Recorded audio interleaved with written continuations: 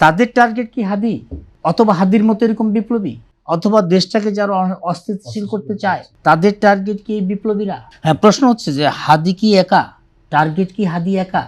আমার কিন্তু মনে হয় না, কারণ হাদি একা টার্গেট না, এটা আমি বিশ্বাস করি। কারণ হাদি হলো টেস্ট কেস, হাদিকে প্রথম টার্গেট করে পরবর্তীতে অন্য টার্গেটে যাবে। সেই জন্যই যেই দাবিটা আসছে যে হাদির হত্যাকারী কে তার বিচার করতে হবে, তাকে ধরতে হবে।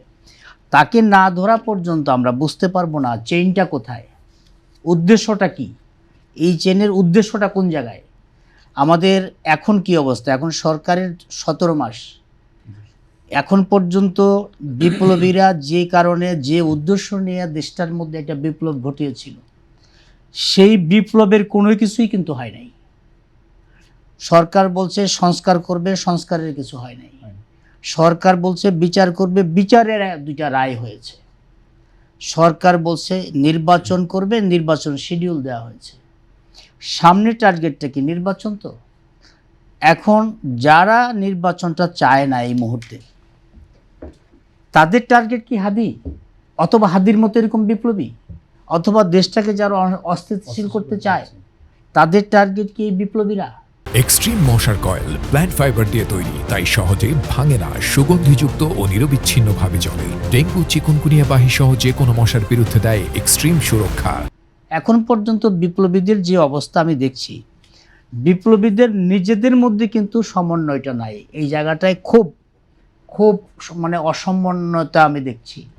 যারা বিপ্লব করে যারা ক্ষমতার ভাগ নিয়েছে তারা একরকম চিন্তা করছে, যারা ইনকিলাব মঞ্চের সাথে আছে তারা একরকম চিন্তা করছে, যারা এনসিপি সহ 3 দল নিয়ে একটা অ্যালায়েন্স করেছে তারা একরকম চিন্তা করেছে।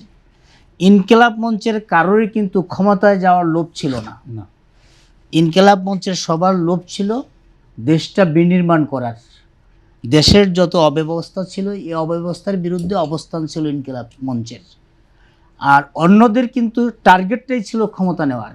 সে কারণেই বিপ্লবের পর দুইজন বিপ্লবী সরকারে যোগদান করেছে এবং তারা ক্ষমতার ভাগ নিয়েছে, এবং অন্যদের মধ্যেও ক্ষমতার ভাগ নেওয়ার প্রতিযোগিতা শুরু হয়ে গেছে ইতিমধ্যে। তারা নির্বাচন করবে, ক্ষমতায় যাবে, রাষ্ট্র গঠন করবে, অনেক কিছু। কিন্তু এখন প্রশ্ন হচ্ছে যে হাদি যেদিন মৃত্যুবরণ করলেন, এই খবর পাওয়ার সাথে সাথে 2টা মিডিয়া অফিস, বেশ কিছু সাংবাদিকদের উপর যে হামলা করা হলো, তারা কারা? এমনকি সংবাদ কভার করতে গিয়ে বাংলাদেশ প্রতিদিনের মাল্টিমিডিয়া রিপোর্টারকেও আহত করা হয়েছে। তারা কারা? যে সম্পাদক পরিষদের সভাপতির উপর হামলা করা হলো, তারা কারা? তারা কি ইনকিলাব মঞ্চের কেউ? আমার তো মনে হয় না। তারা কি দেশপ্রেমিক কেউ? আমার তো মনে হয় না। যদি দেশপ্রেমিক হতো, প্রতিষ্ঠান ভেঙে তো ওই প্রতিষ্ঠানের আদর্শ নীতি তো চেঞ্জ করা যাবে না। প্রতিষ্ঠান তো, যেই প্রতিষ্ঠান ভাঙা হয়েছে সেটা তো একটা ইট পাথরের দালান ভাঙা হয়েছে। ইট পাথরের দালানের মধ্যে তো আদর্শ না। ইট পাথরের দালানটা যারা ভাঙা হলো, যারা ভাঙলো এরকম দাঁড়িয়ে দাঁড়িয়ে আগুন জ্বাললো, এই সরকারের মধ্যে এই প্রথম আলো ডেইলি স্টারের প্রতিনিধি তো সব তারাই তো।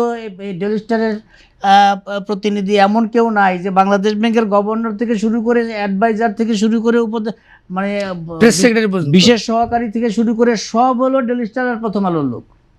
তো ডেইলি স্টারের প্রথম আলোতে হামলা হলো, আর একজন উপদেষ্টা এসে দাঁড়াতে পারলো না যে তোমরা এই কাজটা করো না, এটা করা ঠিক না।